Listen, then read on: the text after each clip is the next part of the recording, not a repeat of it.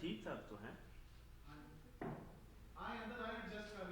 صحیح ہے ٹھیک تھا تھوڑا سا ایکو شیکو موقع پہ سیٹ کر لیجیے گا نا جب وہ آپ ادھر ہی بیٹھو نا آپ ادھر ہی بیٹھ کے بولو ذرا مائک میں بولنا دوبارہ بولو بولے اس مائک میں بولو اس مائک تو بند ہے یہ ٹی وی والوں کے لیے بول رہے ٹی وی والوں کے لیے ویسے ہی ذرا یہ بیچ میں نہیں پڑے اچھا جی یہ ان کے لیے ذرا بسم اللہ الرحمن الرحیم آواز صحیح ہے قرآنی آپ آن لائن ہیں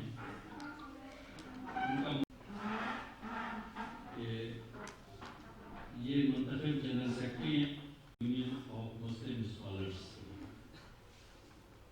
اس قرآنی صاحب ان کی شاگرد رشید بھی ہیں اور ان کے بہت پرانے ساتھی ہیں فائنینشیل انسٹیٹیوشنس کے شریعہ بورڈ کے وہ ممبر ہیں تو ہم نے ان سے درخواست کی تھی کہ آج کے سیمینار میں speech we are ready here you can start your speech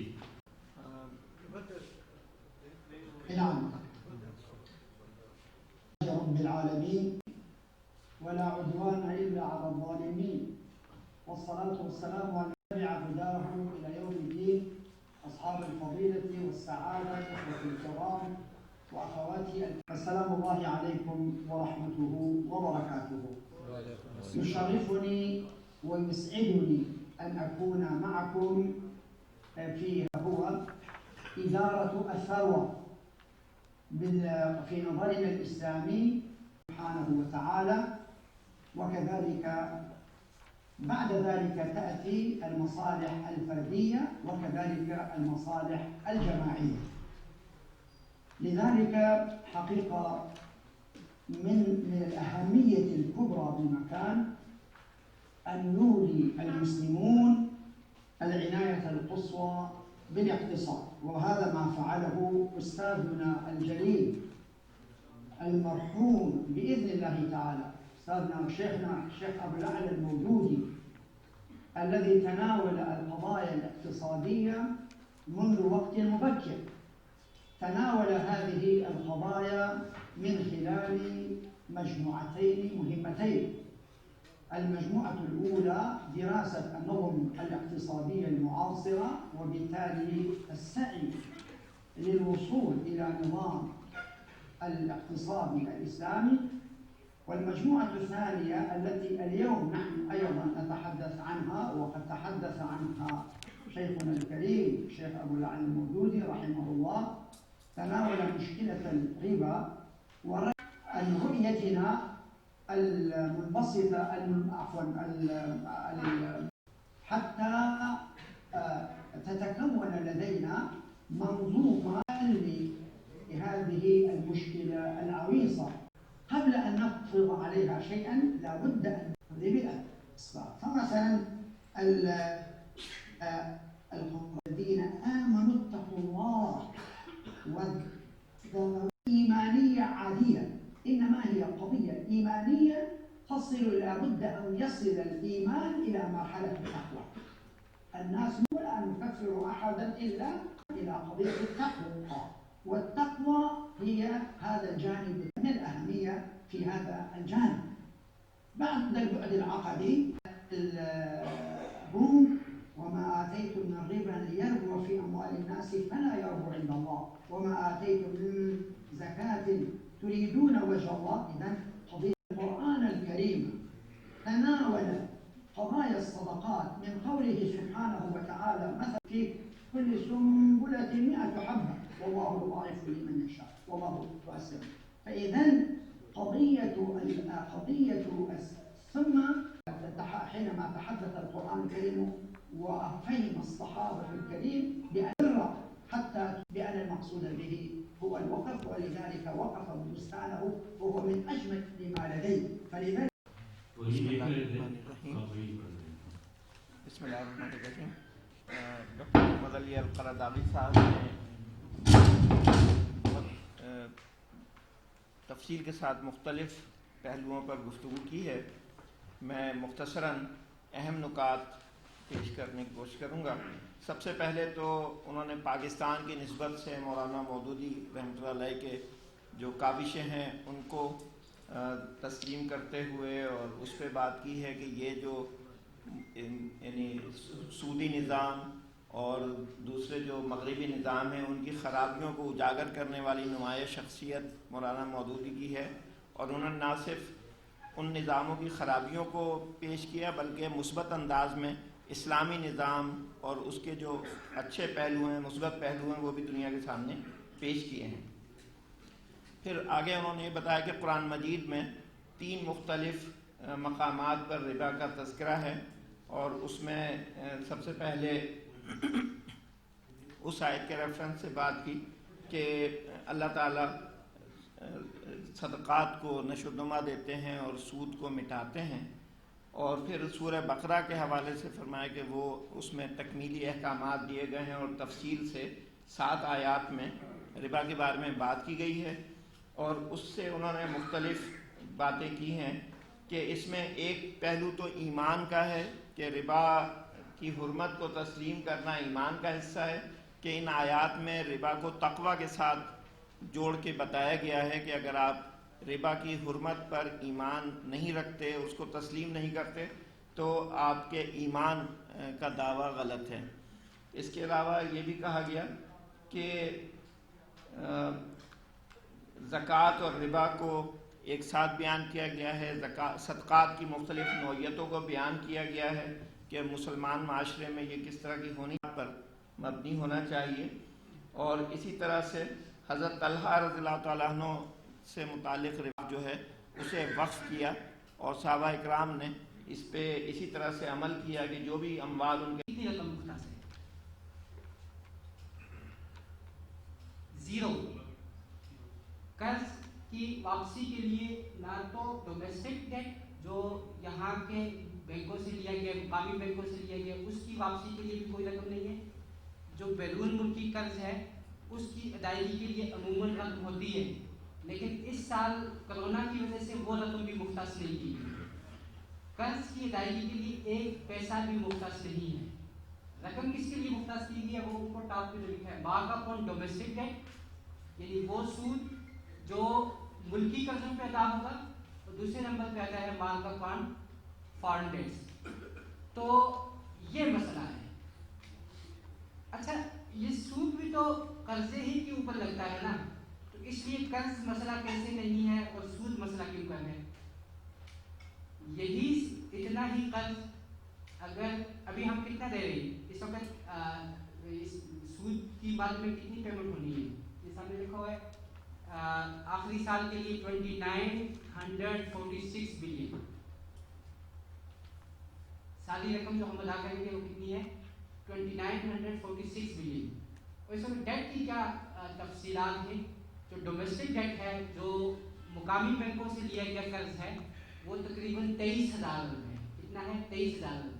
اس 23,000 ارب کے اوپر ہمیں پے کتنا کرنا ہے؟ یہاں پہ جو رقم رکھی گئی ہے 2631 ارب. اتنا ہی قرض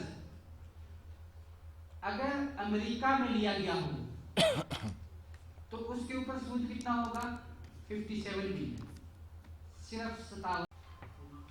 برطانیہ میں صرف 0.1%، یعنی اگر آپ 1000 کا وہ لیں گے تو اس کے اوپر 1 روپیہ آپ کو پے کرنا. آپ کے جو اب جتنا آپ کی قیمتیں کم ہوں گی یہ زیادہ ہوگی. یہ یہاں پہ ہم لوگ پالیسی ریٹ اس لیے ڈیسائیڈ کرتے ہیں کہ مانیٹری جناب صاحب کو دعوت دوں گا کہ وہ خانین سے گفتگو بھی کریں اور آج کا سطح کی کتاب پڑھیں. جناب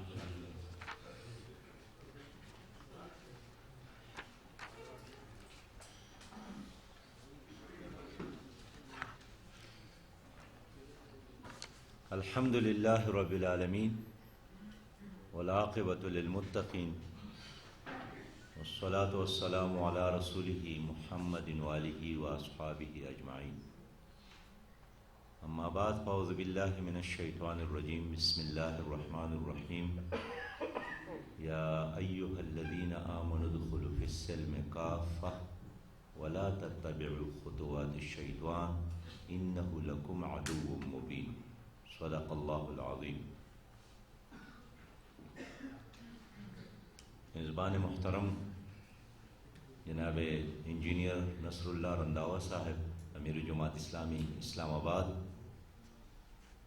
اور اس پروگرام میں شریک انتہائی واجب الاحترام بزرگوں، سود اور سودی نظام کے خلاف اس مہم کے حوالے سے آج کا سیمینار بہت ہی اہم تھا، اور مجھ سے پہلے جناب خلیل الرحمان چشتی صاحب، قانت خلیل اللہ صاحب، ڈاکٹر عتیق الرحمان صاحب، جناب حافظ عاطف وحید صاحب، اور قطر سے جناب پروفیسر ڈاکٹر علی محی الدین نے جو خطابات کیے ہیں، انہوں نے آج کے موضوع کا ایک مکمل احاطہ کیا ہے۔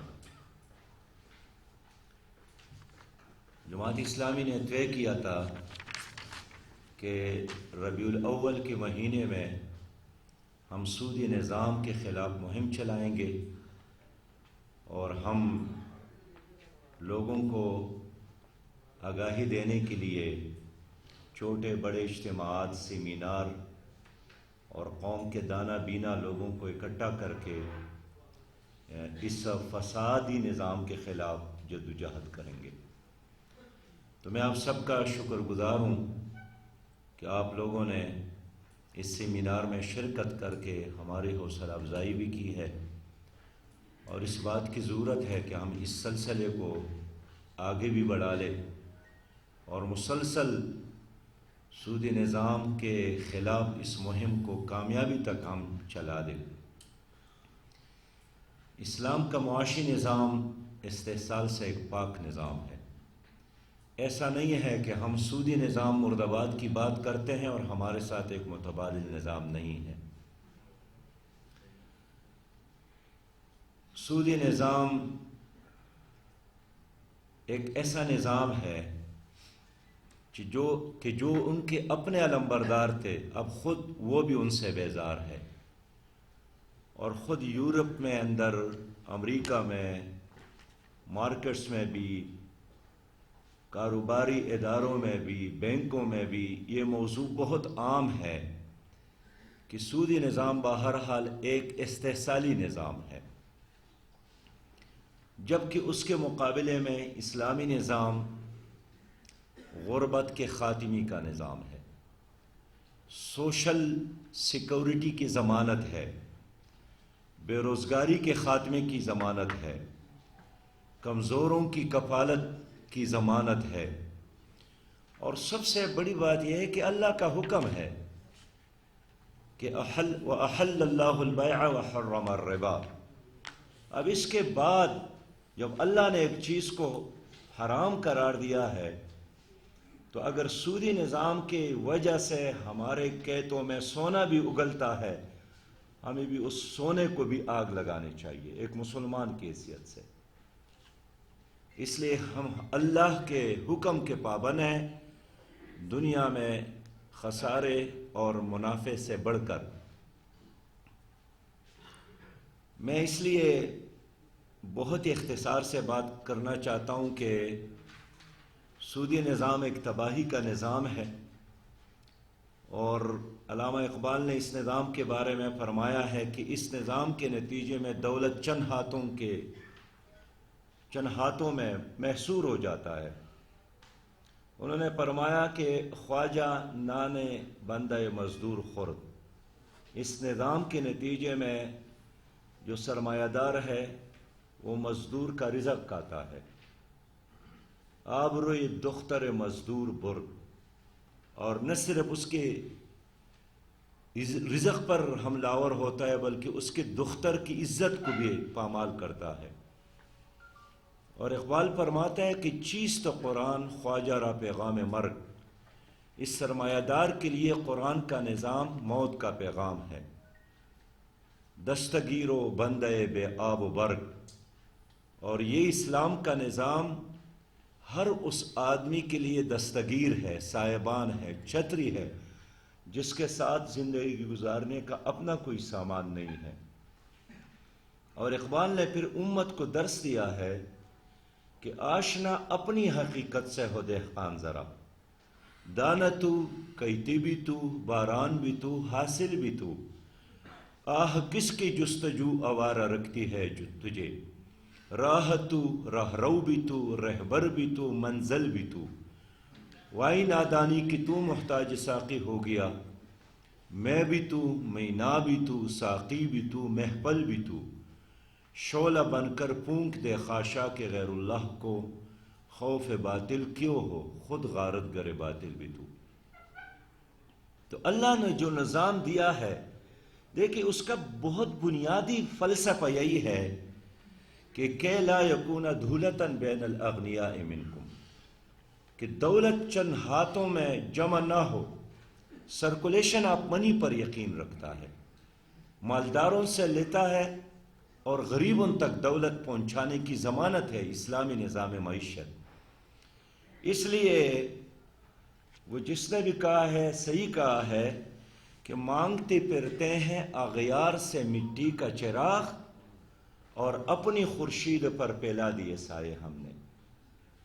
ہم مٹی کے چراغ کے لیے دوسروں کی غلامی تو کرتے ہیں، اور اپنا ساتھ جو خورشید تھا اس پر ہم نے خود ہی سائے پھیلا دیے ہیں، اس پر عدم اعتماد کا اظہار کرتے ہیں۔ بس بہت ہی محترم بھائیوں، میں میڈیا کے ذریعے اپنی قوم سے بھی بات کرنا چاہتا ہوں کہ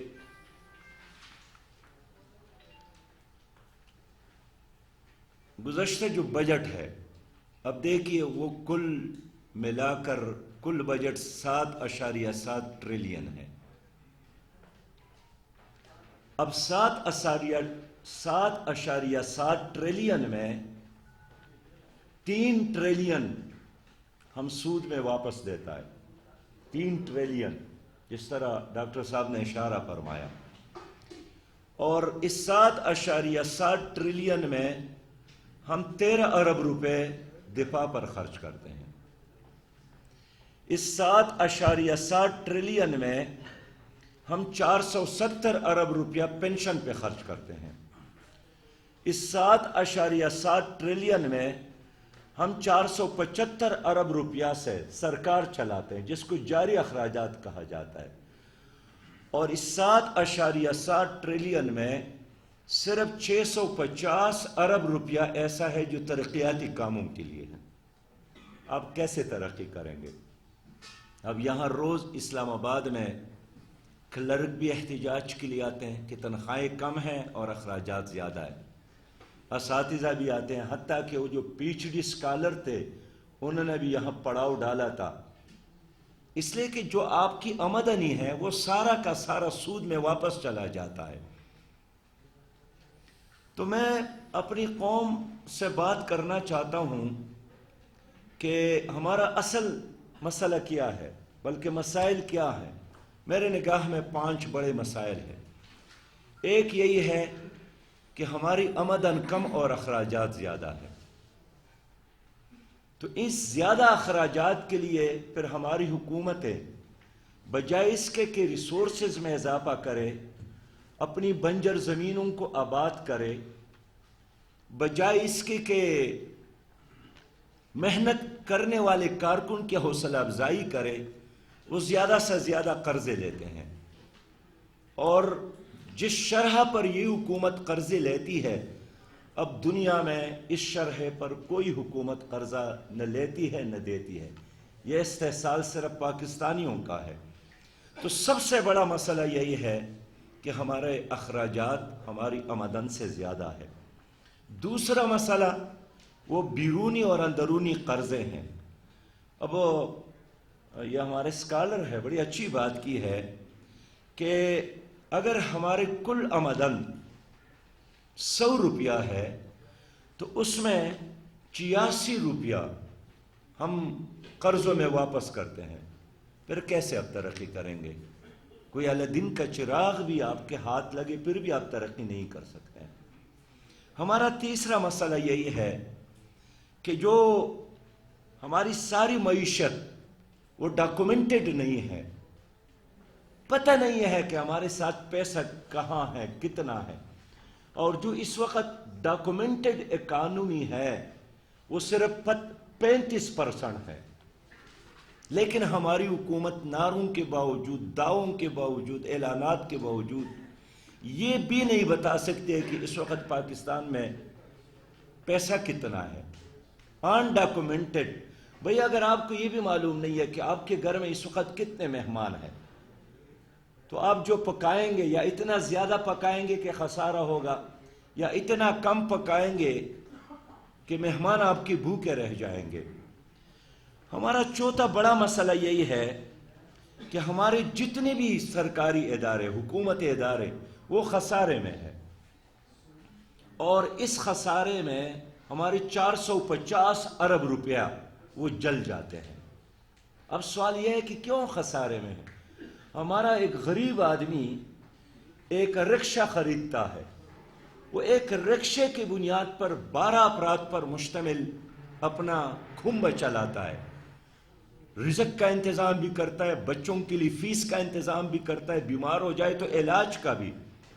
لیکن ہمارے ریاست کے، ہماری حکومت کے تمام ادارے، وہ پی آئی اے ہو، وہ سٹیل مل ہو، وہ ہمارا وابڈا ہو، وہ پی ٹی سی ایل ہو، اور جتنے ایسے ادارے ہیں سب کے سب خسارے میں ہیں، کرپشن کی وجہ سے، مس مینجمنٹ کی وجہ سے.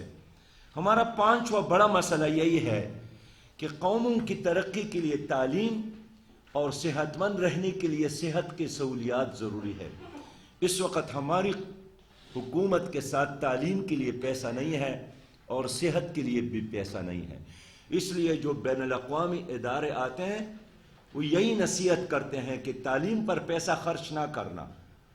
اور آپ نے دیکھا کہ وفاقی حکومت نے یونیورسٹیوں کی تعلیم پر جو کٹ لگائی ہے، اس کے نتیجے میں ہندوستان کے ایک صوبے یو پی میں جتنی پی ایچ ڈی اسکالر ہے وہ ہمارے پورے پاکستان کے اسکالر سے زیادہ ہے. اور ہمارے لوگ یہاں آ کر سڑکوں پر احتجاج کرتے ہیں کہ میں نے پی ایچ ڈی تو کر لی، اسپیشلائزیشن تو حاصل کر لی، کیا حکومت کوئی سہارا آپ مجھے دے گی؟ تو جس ملک میں پی ایچ ڈی اسکالر سڑک پر پڑاؤ ڈال کر رو رہا ہو وہ ملک کیسے ترقی کرے گا؟ تو اس لیے 5واں جو بڑا مسئلہ ہے وہ یہی ہے کہ ہماری تعلیم پر خرچ کرنے کے لیے اور ہمارے صحت کو بہتر بنانے کے لیے حکومت نے طے کیا ہے کہ یہ فرد کا اپنا مسئلہ ہے. ہمارا کام صحت میں سہولت دینا نہیں ہے. اس لیے اب حکومت چاہتی ہے کہ جتنی بھی تعلیمی ادارے ہیں وہ بھی پرائیویٹ سیکٹر میں دیا جائے. جس کے ساتھ پیسہ ہے وہ بچے کو پڑھائے گا، جس کے ساتھ پیسہ نہیں ہے وہ محروم رہے گا، وہ جاہل رہے گا.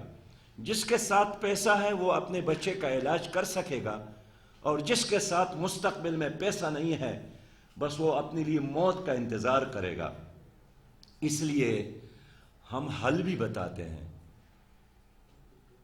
میں افسوس کا اظہار کرتا ہوں کہ اس پی ٹی آئی کی حکومت کے آنے کے بعد ہم نے بڑے اخلاص کے ساتھ معیشت کو بہتر بنانے کے لیے ان کو تجاویز دی، اور ماشاءاللہ 2 سال گزر گئے، انہوں نے اس کا رسید تک نہیں بھیجا. شکریہ ادا کرنے کی تو بڑی بات ہے کہ آپ لوگوں نے جو تجاویز دی، اتنے بڑے اسکالر جماعت اسلامی کے ساتھ اس وقت وابستہ الحمدللہ 1200 سے زیادہ پی ایچ ڈی اسکالر ہے. اس میں بڑے بڑے سائنسدان ہیں، اس میں بڑے بڑے معاشی ماہرین ہیں، اس میں بڑے بڑے تعلیم کے ماہرین ہیں، اس میں الحمدللہ زندگی کے ہر شعبے سے تعلق رکھنے والے لوگ موجود ہیں. اس کے ہم نے مختلف گروپ بنائے ہیں کہ اگر اللہ تعالیٰ ہمیں موقع دیتا ہے تو پھر ہم ورلڈ بینک اور آئی ایم ایف سے مشورے نہ لیں، بلکہ ہمارا اپنا ایک متبادل نظام پہلے سے موجود ہو. لیکن ہم نے اس حکومت کو بھی مشورے دیے، حل بھیجا، لیکن مجھے افسوس ہے کہ ان کو اعتماد ہے ورلڈ بینک اور آئی ایم ایف کے ان ساہوکاروں پر جنہوں نے ہر حکومت کو گمراہ کیا ہے. اس لیے ضرورت اس امر کی ہے کہ ہم اپنی آمدن کو بڑھا لیں. اب ہمارے ملک میں قوم کو شاید یہ معلوم نہ ہو، صرف 39% زمین زیر کاش ہے، باقی جو اللہ تعالیٰ کی نعمت ہے یہ زمین وہ زیر کاش ہی نہیں ہے۔ ہمارا جو پانی ہے، اور پانی کا ہر قطرہ ایک ہیرے سے زیادہ قیمتی ہے، اس کا 70% سے زیادہ پانی ضائع ہو رہا ہے۔ پانی ضائع ہو رہا ہے اور لوگ پانی کے لیے ترس رہے ہیں۔ گندا پانی ہے جس کی وجہ سے بیماریاں عام ہو گئی ہے۔ تو میں اس لیے کہنا چاہتا ہوں کہ یہ جو ایک FBR ہے، اس کو ریفارمز کی ضرورت ہے، اس کو دوبارہ ریسٹرکچر کرنے کی ضرورت ہے۔ یہ ادارہ کم از کم جس پر لوگوں کا اعتماد نہیں ہے، ان کو لوگ ٹیکس دینا نہیں چاہتے ہیں، وہ سمجھتے ہیں کہ FBR کو ٹیکس دینا یہ اپنا پیسہ ضائع کرنا ہے، یہ قوم پر نہیں لگتا ہے۔ اس طرح ہم چاہتے ہیں کہ پاکستان میں اس وقت 14 لاکھ لوگ ٹیکس دیتے ہیں، انکم ٹیکس دیتے ہیں، لیکن اگر اس ملک میں عشر اور زکوٰۃ کا نظام نافذ کیا جائے تو 7.25 کروڑ لوگ وہ زکوٰۃ دینے کے قابل ہے۔ 2.5% زکوٰۃ جب قوم آپ کو دے گی، آپ کے ساتھ اتنا پیسہ آئے گا، اور یہ اللہ کا حکم ہے، کسی پیر کا، کسی امیر کا، کسی مولوی کا آرڈر نہیں ہے، اور پوری قوم نے اس دین پر ایمان لایا ہے، لیکن وہ اس حکومت کو زکوٰۃ دے گی جس پر یقین ہو کہ یہ کرپشن نہیں کرتی ہے، یہ دیانتدار اور کلین ہاتھ ہے۔ میں اعتماد کے ساتھ کہنا چاہتا ہوں کہ حکومت اگر عشر اور زکوٰۃ کا نظام متعارف کر لے، ہمیں ورلڈ بینک اور IMF کے قرضوں کی ضرورت نہیں رہے گی۔ اور اس طرح اسلامی بینکاری جو اس وقت بھی 17% ہے، اگر ہنگامی بنیادوں پر انقلابی انداز میں اس کو اپنایا جائے۔ میں ایک بار مسجد نبوی میں تشریف موجود تھا، اور جناب نواز شریف صاحب بھی آئے تھے، تو نبی مہربان صلی اللہ علیہ وسلم کے قبر مبارک کے قریب افطاری کا وقت تھا۔ میں نے جناب نواز شریف صاحب کو بٹھا کر ان کو 2 مشورے دیے۔ پہلا مشورہ یہی تھا کہ عشر اور زکوٰۃ کا نظام نافذ کرو اور سودی نظام کو ختم کرو۔ اس وقت اسٹیٹ بینک کا ڈپٹی ڈائریکٹر موجود تھا، ڈپٹی گورنر، اور ان دونوں نے میرے ساتھ وعدہ کیا کہ بس اب جائیں گے اور ہم کوئی اور کام نہیں کریں گے، کم از کم اس سودی لعنت سے نجات کے لیے ہم کام کریں گے۔ اور دوسرا وعدہ انہوں نے میرے ساتھ یہ کیا، اور میں نے ان کو مشورہ دیا کہ اریانی اور فحاشی جس طرح عام ہوئی ہے اس کو ختم کر لے۔ یہ اللہ اور اللہ کے رسول سے بغاوت ہے، اس لیے کہ خود انڈین قیادت نے یہ کہا ہے کہ پاکستان پر ایٹم بم گرانے کی ضرورت نہیں ہے، اس پر تہذیبی یلغار کرو، اس پر کلچر کے ساتھ حملہ آور ہو۔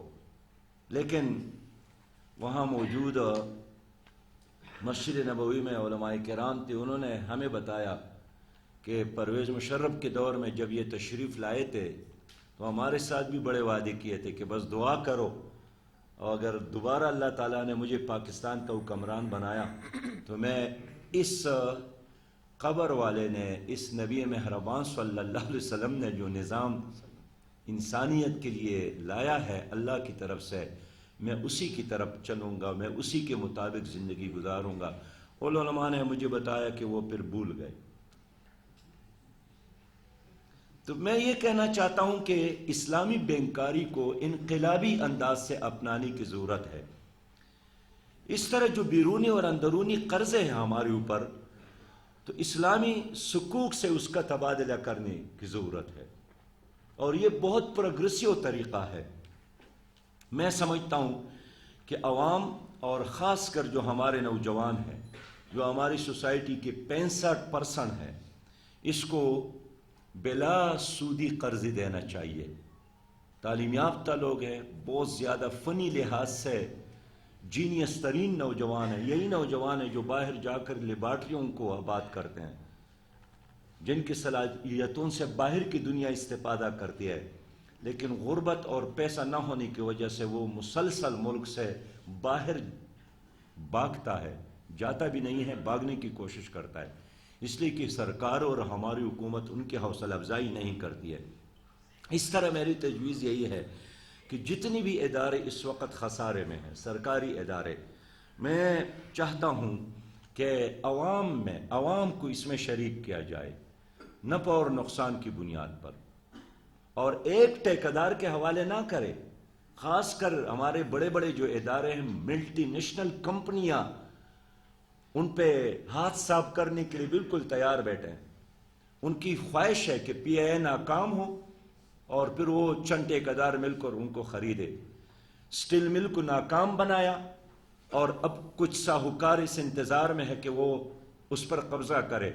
मैं समझता हूँ कि जो इदारी हुकूमत नहीं चला सकती है, तो पहले बात तो यह है कि वहाँ करप्शन का ख़ात्मा करे, मिसमैनेजमेंट का ख़ात्मा करे, और दूसरी यह है कि अवाम को इसको नुकसान और फ़ायदे में शरीक कर ले। ये तमाम इदारे जिस पर हमारी हुकूमत हर साल 650 अरब से ज़्यादा रुपया खर्च करती है और अगले साल फिर दोबारा खसारे में उसी तरह रहते हैं। तो मैं आपका शुक्रिया अदा करता हूँ, और मईशत के ठीक होने के बग़ैर हम सियासी आज़ादी हासिल नहीं कर सकते। मैं फाइनेंस मिनिस्टर रहा हूँ खैबर पुख्तनख्वा में, और मैंने ऑक्सफोर्ड से नहीं पढ़ा है, मैंने यहाँ ही पढ़ा है, लेकिन अल्लाह के शुक्र के साथ, फ़ख्र के साथ नहीं कह सकता हूँ, शुक्र के बुनियाद पर कहता हूँ, अल्लाह का शुक्र, 1000 बार शुक्र, कि मैंने 2 सालों में मुत्तहिदा मजलिस अमल की हुकूमत में अपनी सूबे को कर्ज फ्री सूबा बनाया था। और यहाँ वफाक में परवेज़ मुशर्रफ की हुकूमत थी, शौकत अजीज़ वज़ीर आज़म थे, उन्होंने 1.4 बिलियन इनाम के तौर पर मेरी सूबे को दिया था, इसलिए कि फाइनेंशियल मैनेजमेंट और यूटिलाइजेशन जो उन्होंने क्राइटेरिया मुकर्रर किया था, उस क्राइटेरिया की बुनियाद पर उन्होंने खैबर पुख्तनख्वा को पैसा दिया था, 1.4 अरब इनाम दिया था। और यहाँ कंट्री डायरेक्टर था वर्ल्ड बैंक का, जॉन वाल उसका नाम था, उसने IMF के इजलास में कहा कि पाकिस्तान की तारीख में सबसे ज्यादा फाइनेंशियल मैनेजमेंट और फंड की यूटिलाइजेशन और बेहतरीन रिजल्ट ये इस वज़ीर ख़जाना की है। मैं कौम का बेटा हूँ, ये आप सब के लिए उनके तारीफ़ी कलमात है, ये सिराजुल हक के लिए नहीं है, लेकिन मैं कौम को यही दिलाना चाहता हूँ कि अल्लाह के निज़ाम में ये नहीं है कि आप वर्ल्ड बैंक और IMF के ग़ुलाम बन जाए। अल्लाह चाहता है कि आप दूसरों को दे दे, आप सारी इंसानियत को लीड करें, आप पाकिस्तान को मॉडल बना ले, ज़री लिहाज से भी, सनती लिहाज से भी, तालीम के लिहाज से भी। लेकिन इसके लिए एक ऐसी क़ियादत की ज़रूरत है जो मुग़ल बादशाहों की तरह हुकूमत ना करे, मुशावरत के साथ चले, एतदाल के साथ चले। उमर बिन अब्दुल अजीज़ ने अच्छी क़ियादत और हुक्मरान की तारीफ़ की है कि वह अय्यकूना फ़हीमन व अय्यकूना हलीमन व अय्यकूना स्वलीबन व अय्यकूना अफ़ीफ़न व अय्यकूना आलिमन। वो फ़हीम होगा, तदब्बुर वाला, वो अफ़ीफ़, उसका दामन पाक होगा, वो सलीबन, वो यू टर्न लेने वाला नहीं होगा, वो इस्तिकामत वाला होगा, और वो इल्म वाला होगा। आप मुझे बताएं कि हमारी इस मौजूद, इसलिए मैं फ़र्द के ख़िलाफ़ नहीं हूँ, हमें इस निज़ाम को तब्दील करने की ज़रूरत है। एक फ़र्द चला जाए तो उसका चचा आ जाता है, यही तो 73 सालों से यही खेल तो जारी है। वही 200-300 ख़ानदान है, एक क्लब है, कुछ जालिम जागीरदार है, कुछ करप्ट सरमायादार है, और उन्होंने अपने लिए मुख्तलिफ पार्टियां बनाई हैं। चचा एक जगह बैठा है, भतीजा दूसरे जगह, बड़ा भाई। अब पाकिस्तान को अब देखे, آج رات بھی آپ چینل پر دیکھیں، ایک بھائی ایک پارٹی کی طرف سے چینل پہ آتا ہے اور دوسرا بھائی دوسرے پارٹی کی طرف سے چینل پر آتا ہے، اور ہمارے سادہ لوگ عوام خوش ہوتے ہیں کہ زبردست مقابلہ کیا۔ حال یہ ہے کہ ان کی پراپرٹی ایک جگہ پر، ان کے گاڑیوں کا گیراج ایک ہے، کمائی ایک ہے۔ اس لیے قوم کو مزید یہ دھوکہ نہیں چاہیے۔ اس قوم کی تمام مشکلات کا علاج اس ملک میں اسلامی نظام ہے۔ اسلامی نظام مولوی کا نظام نہیں ہے، یہ کسی پیر کا نظام نہیں ہے، یہ اس اللہ کا نظام ہے جس نے آپ کے لیے سورج کو روشن بنایا ہے، چاند تاروں کو اور ستاروں کو جگمگایا ہے، جس نے تمہارے لیے زمین کو فرش بنایا ہے، جس نے تمہارے لیے پہاڑوں کو گاڑ دیا ہے، جس نے تمہارے لیے سمندروں کو چلا، یہ اس رب کا نظام ہے، اس اللہ کا وعدہ ہے۔ دیکھیے کوئی انسان جھوٹ بول سکتا ہے، لیکن اللہ تو نعوذ باللہ غلط وعدہ نہیں کرتا ہے۔ اس اللہ کا وعدہ یہی ہے کہ اگر بستیوں کے لوگوں نے ایمان لایا اور تقوی کی روش اختیار کی تو آسمان اور زمین کے برکتوں کے دروازے ہم اس کے لیے کھول دیں گے۔ وَلَوْ أَنَّ أَهْلَ الْقُرَىٰ آمَنُوا وَاتَّقَوْا لَفَتَحْنَا عَلَيْهِمْ بَرَكَاتٍ مِّنَ السَّمَاءِ وَالْأَرْضِ۔ اگر یہ لوگ ایمان لائے تو آسمان اور زمین کے برکت اور رحمتوں کے دروازے ہم اس کے لیے کھول دیں گے، پھر آپ ورلڈ بینک اور IMF کے غلام نہیں رہیں گے۔ اس رب نے حکم دیا ہے کہ حکومت کا کام کیا ہے، الذین ان مکناہم فی الارض اقاموا الصلاة وآتوا الزکاة وامروا بالمعروف ونہوا عن المنکر۔ ہم جس کو اختیارات سے نوازے اس کا کام یہی ہے کہ وہ نظام صلاۃ، نظام زکوٰۃ، امر بالمعروف اور نہی عن المنکر نافذ کرے گی۔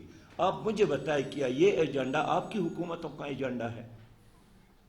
کبھی آپ نے سنا ہے کہ اس بار کیبنٹ نے فیصلہ کیا ہے کہ نظام صلاۃ کیسے ہو، نظام زکوٰۃ کیسے ہو، امر بالمعروف کیسے ہو، نہی عن المنکر کیسے ہو؟ کبھی آپ لوگوں نے سنا ہے؟ اس لیے میرے دوستو، عوام کے ساتھ مسلسل دھوکہ ہو رہا ہے، عوام کو سبق اسباق دکھائے جا رہے ہیں، اور باہر کی دنیا نہیں چاہتی ہے کہ اس ملک کے عوام کو وہ قیادت ملے جو ان کو ترقی دے۔ اگر ایسی قیادت مل گئی تو پھر ورلڈ بینک اور IMF کے قرضے کون لے گا؟ اور میں ایک فائنانس کے طالب علم کی حیثیت سے کہتا ہوں کہ یہ قرضے دینا ان کی مجبوری ہے۔ یہ ورلڈ بینک کے نائب صدر میکو میشومیسی آئی تھی، انہوں نے بڑے مجلس میں مجھے خود بتایا کہ ورلڈ بینک قرضہ اس لیے دیتا ہے کہ جس طرح ایک گدھا گاڑی کا مالک اپنے گدھے کو کچھ کھلاتا ہے پلاتا ہے تاکہ وہ زندہ رہے، تاکہ اس کی گاڑی کو کھینچے۔ اور پھر اس خاتون نے مجھ سے پوچھا، میکو میشومیسی اس کا نام، کہ کیا کوئی گدھا گاڑی کا جو مالک ہوتا ہے وہ گدھے کو دوست بناتا ہے، گدھے کو باپ بناتا ہے، گدھے کو بھائی بناتا ہے؟ کبھی نہیں بناتا۔ اس لیے ورلڈ بینک اور قوموں کا تعلق اسی طرح ہے۔ تو یہ بھول جائے کہ ورلڈ بینک اور IMF کسی کو قرضہ دیتا ہے۔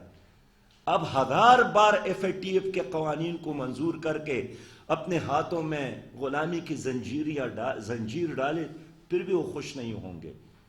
اس لیے پاکستان باغ و بہار، پاکستان 5 دریاؤں کا پاکستان، ایٹمی پاور ہے، 65% نوجوان ہے، 22 کروڑ کی آبادی ہے، دنیا کا بہترین محل وقوع پاکستان کو اللہ تعالیٰ نے دیا ہے۔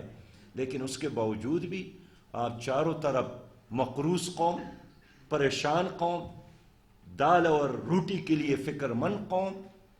آپ نے دنیا کی قیادت کرنی ہے، آپ تو صبح اور شام بیچارے خود دال اور روٹی کے لیے فکر مند رہتے ہیں۔ تو جس نظام نے آپ کو اس حد تک پہنچایا ہے، اس نظام کے خلاف جدوجہد کرنے کی ضرورت ہے، مسلسل بولنے کی ضرورت ہے، قوم کو ایک کرنے کی ضرورت ہے۔ اور میں پھر عرض کروں گا کہ جماعت اسلامی کا یہ جو مہم ہے، یہ احتجاج ہے، یہ کسی ایک فرد کے خلاف نہیں ہے، یہ اس نظام کے خلاف ہے جس نے آپ کے ملک کو بھی 2 ٹکڑے کر دیا اور آپ کو ورلڈ بینک اور IMF کا غلام بھی بنایا۔ اور آپ کو ایک پاکستانی قوم نہیں بننے دیا. انشاءاللہ ایک دن ضرور آئے گا کہ پاکستان حقیقی معنوں میں اسلامی پاکستان بھی بنے گا, خوشحال پاکستان بھی بنے گا. میں آپ سب کا ایک بار پھر شکریہ ادا کرتا ہوں, خاص کر جماعت اسلامی اسلام آباد کا, کہ انہوں نے اتنے خوبصورت مجلس کا انعقاد کیا کہ ملک اور بیرونی ملک کے بڑے بڑے اسکالر نے اس پروگرام میں شرکت کی, قوم کی رہنمائی کی. وآخر دعوانا الحمدللہ رب العالمین. بہت شکریہ محترم مجید جماعت کا, آپ نے بہت ہی پرمغز جرأت مندانہ خطاب سنا ہے, اور جہاں انہوں نے سود کی لعنت پر بات کی ہے, اس سے بچنے کی ترغیب دی, وہاں یہ بتایا ہے کہ اگر ہم ایسا کرنے میں کامیاب ہوں, ہمارے حکمران مخلص ہو جائیں, تو اللہ کی رحمت کیسے نازل ہوگی, جو اللہ کا وعدہ ہے, اور اللہ کا وعدہ سچا ہے. تو یہ ایک بہت بڑی نظام کا ہے. میں اس کے بعد عاطف عزیز صاحب معروف اسلامی اسکالر ہیں. حضرات, جو ابھی کی بات ہے, صدر مجلس کی گفتگو کے بعد ہم کچھ بات کروں. اتنے پرمغز مقالے اور تقریریں یہاں ہوئی ہیں, صرف 2-3 باتیں عرض کر کے میں اپنی بات کو ختم کرتا ہوں. وقت کی قلت بھی ہے.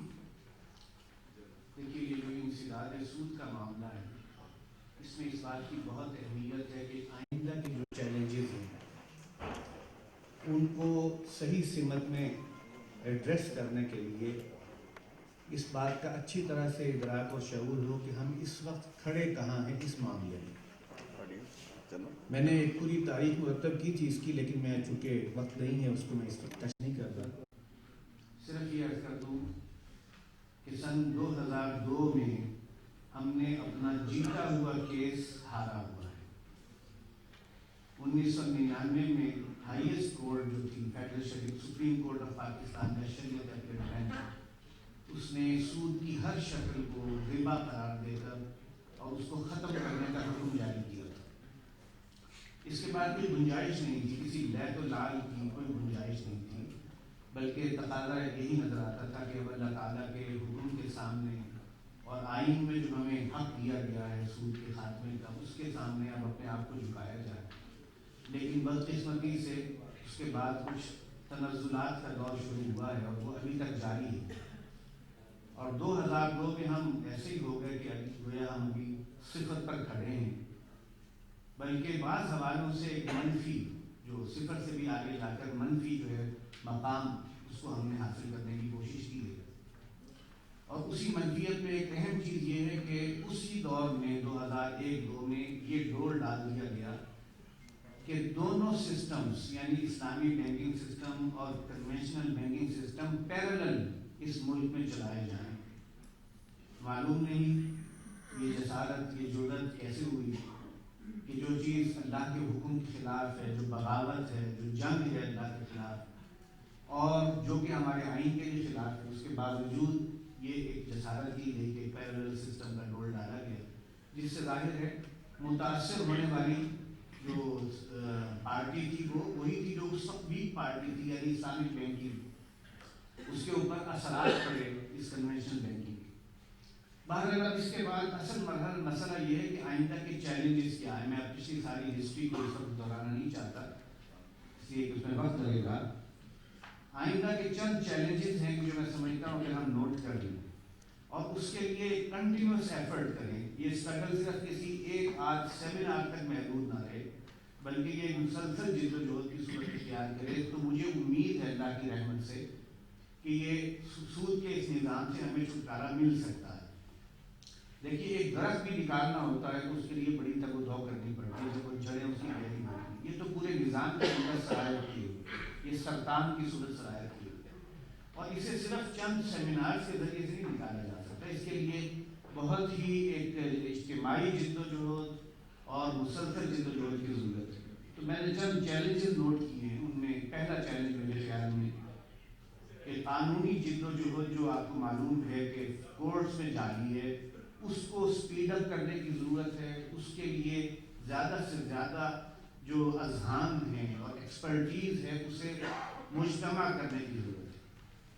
2013 سے یہ کیس ریمانڈ ہوا ہے فیڈرل سول کورٹ میں، اور اب دیکھیے 2002 سے ریمانڈ ہوا ہے اور 2013 سے باقاعدہ سماعتوں کا سلسلہ جاری ہے اس کیس کا کہ جس کا اس سے پہلے 2 مرتبہ فیصلہ آ چکا ہے، اور پھر بھی حال یہ ہے کہ کوئی حاصل نہیں.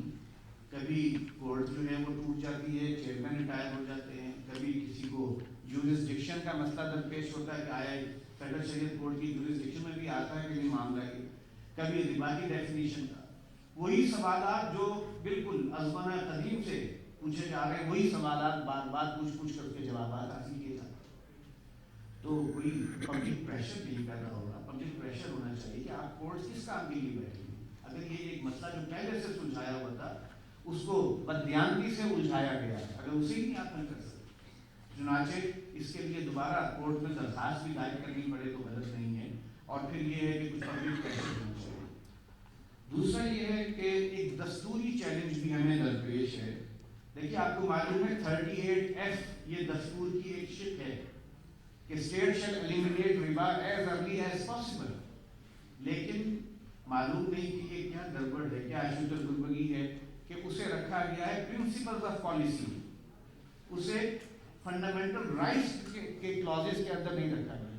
اس کا اثر کیا ہے کہ پرنسپلز آف پالیسی کو آپ چیلنج نہیں کر سکتے. تو اگر آئین کے اندر یہ امینڈمنٹ کی جائے، اور ظاہر ہے وہ کرنے والے کون ہیں، وہ پارلیمنٹیرینز ہیں، تو وہی کی جو لیجسلیشن کرتے ہیں، وہ اگر ان کے ساتھ مل کر انہیں سمجھایا جائے کہ اس کلاس کو آپ اٹھا کر پرنسپلز آف پالیسی کے بجائے فنڈامنٹل رائٹس میں لے جائیں تو یہ انفورسیبل ہے، اس کو آپ چیلنج کر سکتے ہیں.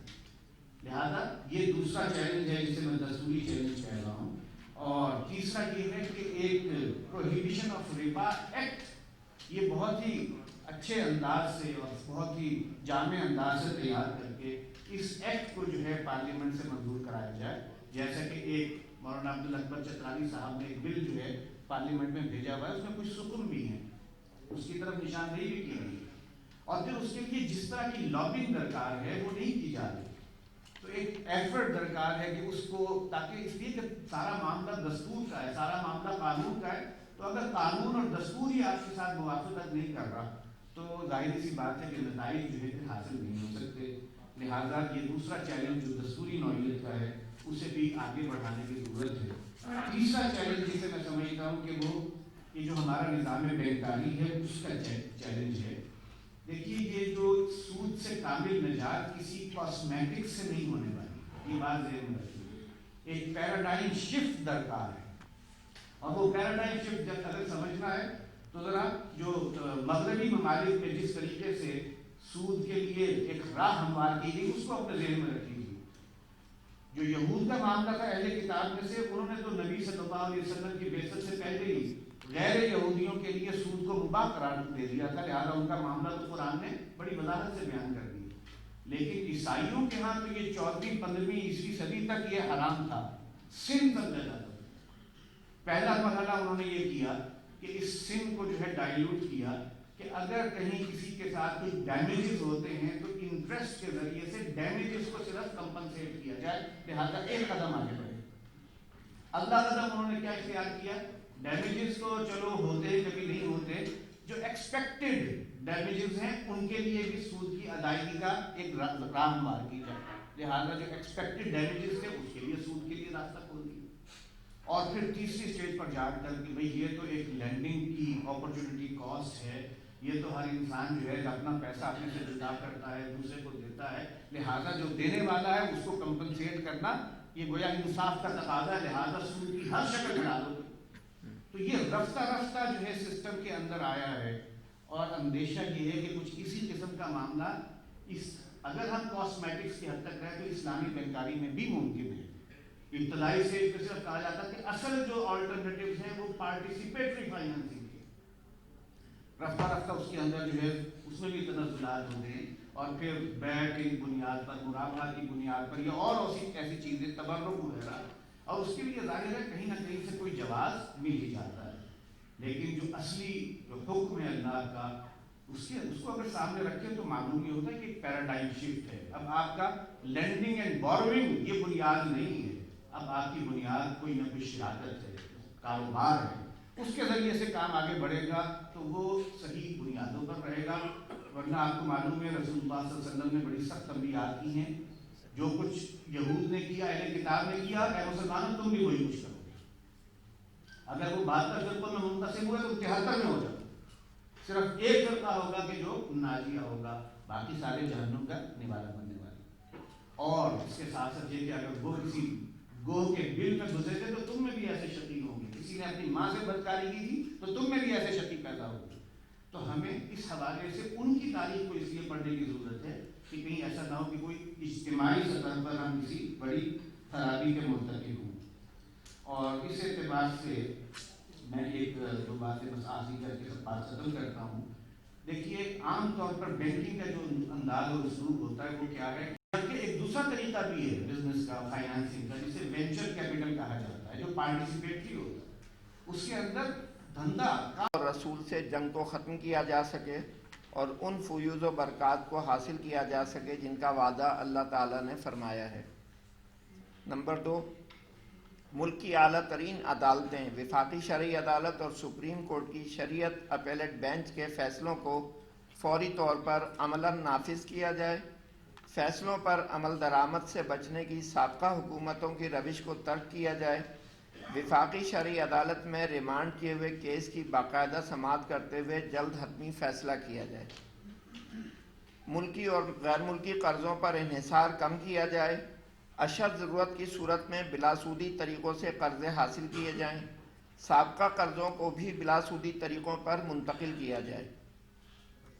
حکومتی اخراجات کو تعیشات میں کمی کے ذریعے محدود کیا جائے. غیر ضروری اشیاء صرف کی درآمد کو محدود کیا جائے اور ضروری اشیاء کی پیداوار میں خود کفیل ہونے کی کوشش کی جائے تاکہ بیرونی زر مبادلہ کی طلب کم ہو سکے جو کہ قرضہ لینے کی بنیادی وجہ بنتی ہے. موجودہ نظام زکوٰۃ کو دیگر مسلم ممالک کے تجربات کی روشنی میں بہتر بنایا جائے اور زکوٰۃ کی وصولی اور تقسیم کے عمل کو سیاسی مداخلت سے پاک کرتے ہوئے شفاف بنایا جائے تاکہ لوگوں کا اس نظام پر اعتماد قائم ہو سکے اور معاشرے سے غربت کا خاتمہ ہو سکے. نمبر 6، اسلام کی بنیادی معاشی تعلیمات کو ہر سطح پر نصاب کا حصہ بنایا جائے تاکہ لوگوں میں لین دین کے اسلامی اصول واضح ہو سکیں اور ملک میں جاری کرپشن کا خاتمہ ہو سکے. نمبر 7، ملک میں جاری دوہرے بینکاری نظام کو ختم کیا جائے اور تمام بینکوں کو ایک مقررہ شیڈول کے تحت اسلامی اصولوں کے مطابق تبدیل کیا جائے. اسلامی بینکاری کے فروغ کے لیے سہولیات مہیا کی جائیں تاکہ بینک شریعت کی روح کے مطابق کام کر سکیں. کیا آپ سب کو یہ قرارداد منظور ہے؟ آخر میں 2 اعلان ہیں. ایک تو یہ کہ کھانے اپنے فردن میں نام لینا چاہتا ہوں، لیکن وقت چونکہ کم ہے. ان سب مہمانوں کا اور مقررین کا بہت ہی زیادہ شکر گزار ہوں. اللہ تعالیٰ ان کو جزائے خیر دے. بہت اچھا انہوں نے پروگرام کیا. اسی طرح سے میں محترم اویس صاحب اور زبیر صفدر صاحب، طیب صدیقی صاحب، عبدالستار صاحب کا بھی بہت شکر گزار ہوں کہ انہوں نے سب نے مل کے یہاں آج بہت اچھے انتظامات کیے اور بہت ہی اچھے انداز سے آن لائن بھی جو پروگرام ہمارے ہوئے ہیں ان کو بھی انہوں نے مینیج کیا. اور آخر میں اپنی پوری میڈیا ٹیم کی اور جو سارے میڈیا کے چینل یہاں پہ آئے ہوئے ہیں ان کو انتظار بھی کرنا پڑا. ایک لمبے وقت کے لیے یہاں پہ تشریف انہوں نے رکھی. میں ان کا بےحد مشکور.